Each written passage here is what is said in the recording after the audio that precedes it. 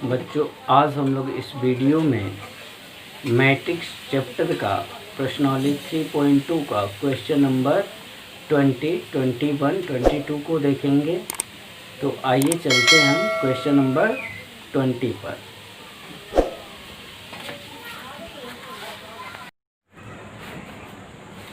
Question number 20 को चल रहे हैं सॉल्व करने।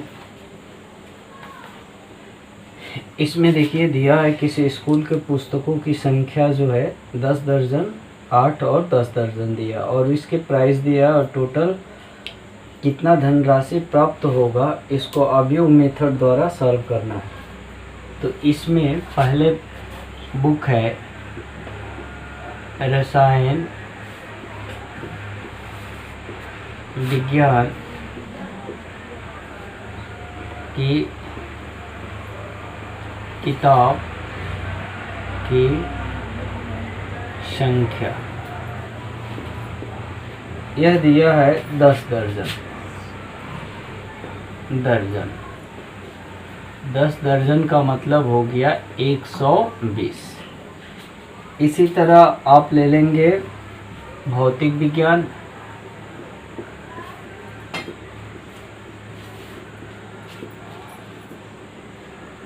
भौतिक विज्ञान की किताब है 8 दर्जन, तो ये हो जाएगा 96। और अर्थशास्त्र की बुक है 10 दर्जन, तो ये हो जाएगा 120। इसको हम अवयव मेथड में लिख ले रहे हैं 120, 96, 120। और किताबों का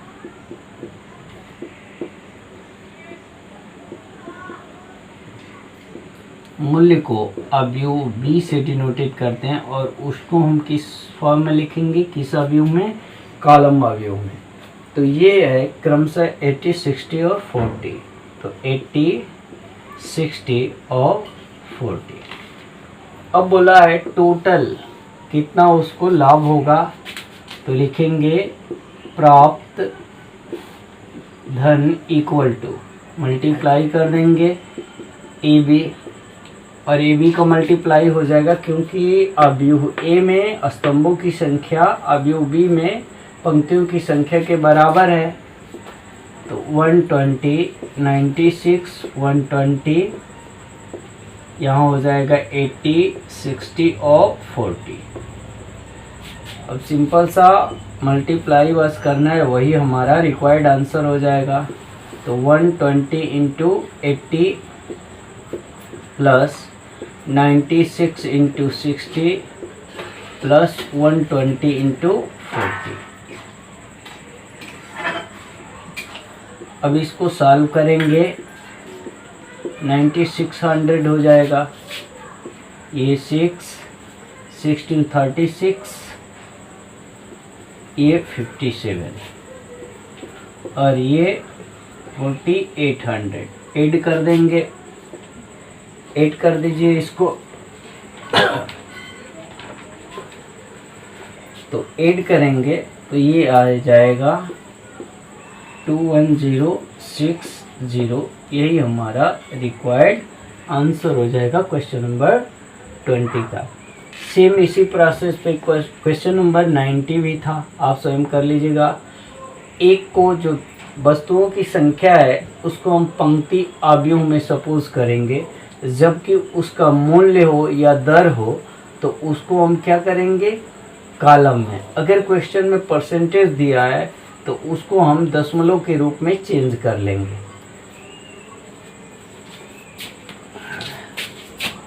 क्वेश्चन नंबर 19 देखिए, इसमें बोला है एक व्यापार संघ के पास 30,000 रुपया है और उसको 2 बांडों के रूप में तोड़ता है। प्रथम बांड को 5% और दूसरी को 7% वार्षिक ब्याज पर देता है।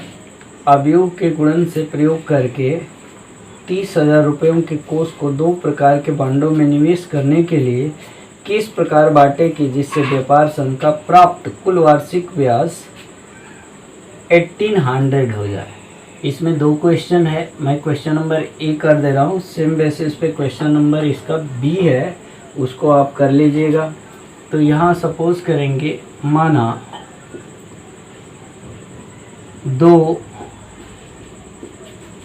निवेशी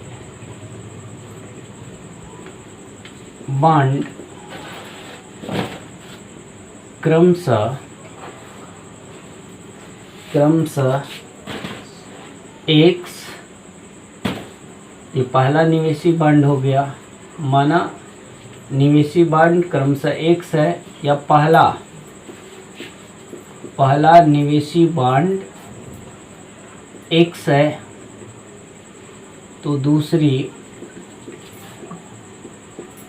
निवेशी बांड टोटल हमारा 30,000 है, 30,000 है, तो उसमें क्या करेंगे, माइनस एक्स घटा देंगे, इतना रुपए का हो जाएगा। अब इस बांडों को हम किस आव्यूह में लिखेंगे, पंक्ति आव्यूह में लिख लीजिए एक्स, और यहाँ 30,000 माइनस एक्स। अब इनका जो दिया है आगे क्वेश्चन में, प्रथम को 5% वार्षिक ब्याज की दरें, ब्याज की दरें जो है 5% है, इसको साधारण में बदलेंगे तो 5/100, तो 0.05, और दूसरा ये पहला ब्याज दर है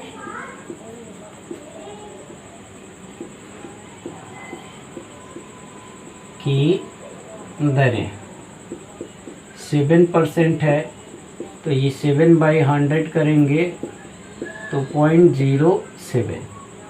इसको हम स्तंभ आव्यूह में ले लेंगे 0.05 और 0.7। अब ब्याज से प्राप्त कुल धन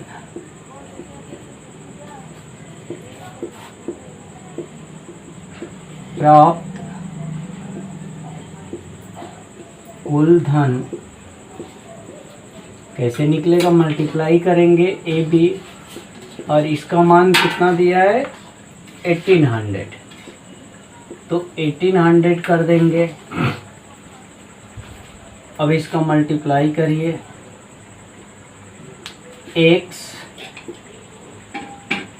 13,000 माइनस एक्स, और 0.05 0.07 इक्वल टू 1800, मल्टीप्लाई करिए x 0.05 plus 0.07 30,000 minus x equal to 1800, multiply करेंगे तो ये हो जाएगा 0.05x प्लस, इसमें मल्टीप्लाई करेंगे 0.000021 माइनस 0.07x इक्वल टू 1800। नीचे शो कर रहा है, तो ये लेंगे, इसको माइनस करेंगे तो ये क्या हो जाएगा, -0.02x। हमने क्या किया है, 0.07 में 0.05 को ऐड किया है, तो हमको मिला है 0.02x, और 1800 को माइनस 2100 को मैंने साइड चेंज कराया है, तो प्लस था तो माइनस हो गया। अब -0.02x इक्वल टू -300, इससे कैंसिल कर दीजिए, x इक्वल टू 300/0.2। अब इसको हटाएंगे इस पर डबल जीरो बढ़ जाएगा और ये हो जाएगा 2। डिवाइड करेंगे तो 15,000 आ जाएगा। अब क्वेश्चन में देख लीजिए क्या पूछा है, किस प्रकार बांटे, यानी बॉन्ड को बताना है। तो x का वैल्यू क्या आ गया 15, तो हमारा इस मान को उठा के यहाँ रख देंगे। तो पहले बॉन्ड को 15,000 और दूसरे को भी क्या हो गया 15,000 हो गया, यानी दोनों बॉन्ड को 15,000 पे बांटना होगा। यानी प्रत्येक बॉन्ड के लिए यही हमारा रिक्वायर्ड आंसर है। इसमें कुछ भी नहीं था। सेम मैंने क्वेश्चन नंबर 20 को पहले कर दिया, उसके बाद क्वेश्चन नंबर 90 को मुझे ऐसा लगा ये परसेंटेज आप लोगों को डाउट करेगा, इसलिए इसको क्लियर कर दिए। जब क्वेश्चन में परसेंटेज हो तो उसको कॉमन नंबर्स में चेंज कर लीजिए। फिर रेट हो या प्राइस हो उसको हम कॉलम मैट्रिक्स बनाएंगे, और जो उसका नंबर्स है या उसका अमाउंट है उसको हम रो मैट्रिक्स में करेंगे, और फिर उसका मल्टीप्लाई करेंगे तो प्राप्त धनराशि हो जाएगी या प्राप्त इंटरेस्ट हो जाएगा।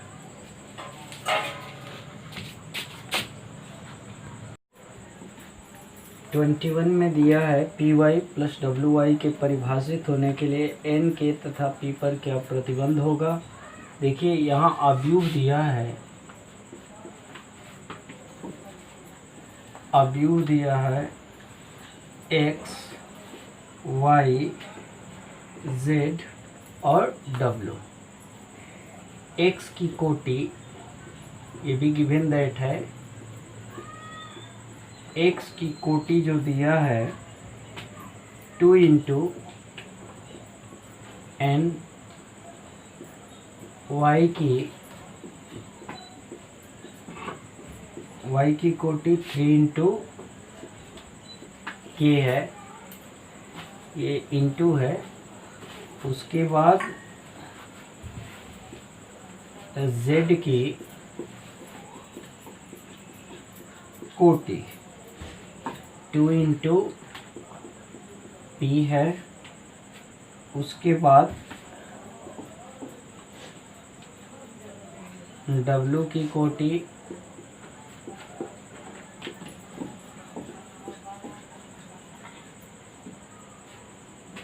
N इंटू 3 है, और लास्ट अवयव है P की, अवयव P की कोटि P इंटू K है, और दिया है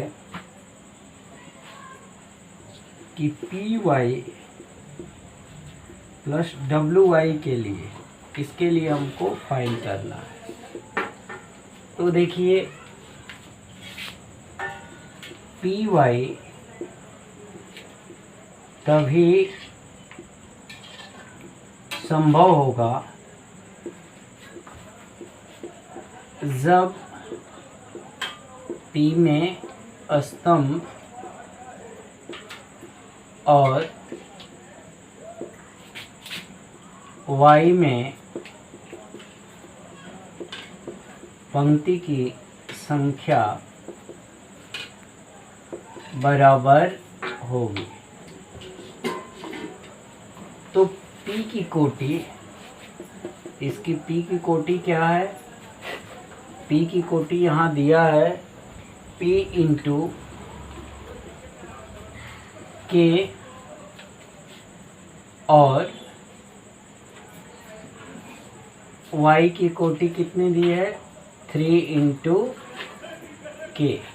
तो हमारा इस कंडीशन के लिए implies that K equal to 3। ये क्लियर है ना। ये तभी संभव है जब इस अवयव में स्तंभों की संख्या Y अवयव में पंक्तियों की संख्या के बराबर हुआ है, तभी ये मल्टीप्लाई हुआ है। ये तो निकल गया। ठीक उसी तरह WY तभी संभव होगा जब सेम वही, जब W में स्तंभ और Y में पंक्ति की संख्या बराबर होगी। तो W की कोटि n इंटू 3 और Y की कोटि 3 इंटू K हुआ, और K का वैल्यू कितना है, 3 है। तो WY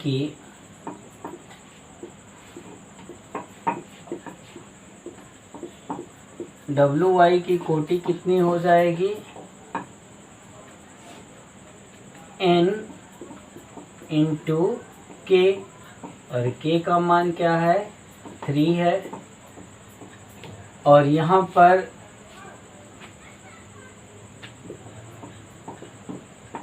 PY की कोटि, PY की कोटि कितनी हो जाएगी, P और K, P यानी P इंटू 3। अब चूंकि PY और WY तभी जुड़ सकता है जब PY और WY का कोटि बराबर हो।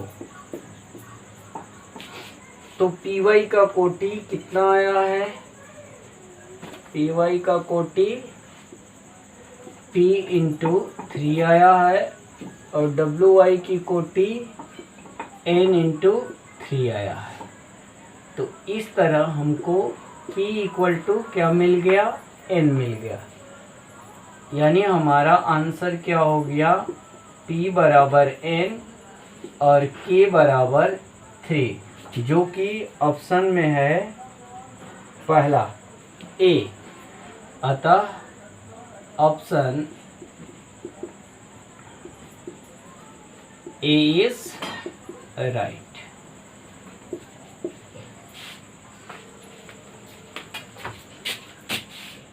क्वेश्चन नंबर 22 में दिया है n equal to P and 7x minus 5z। तो 7x माइनस 5z का आपको ऑर्डिनेट कोटि निकालना है, और इसके इंस्ट्रक्शन में दिया है x की कोटि 2 इंटू n है और z की कोटि 2 इंटू p है।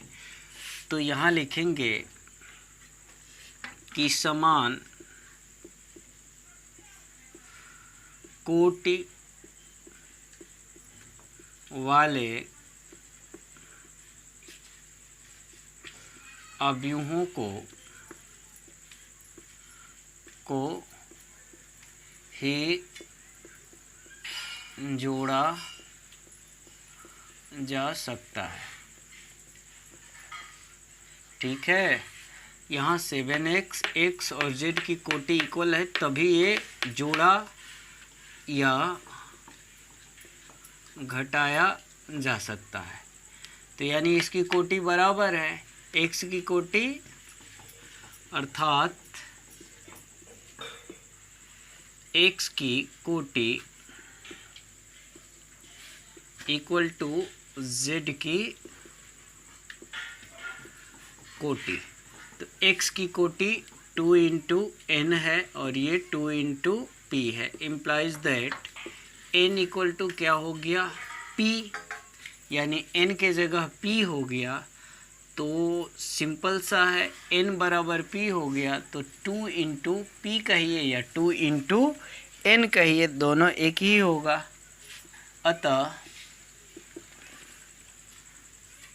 अतः 7x माइनस 5z की कोटि 2 इंटू n होगी।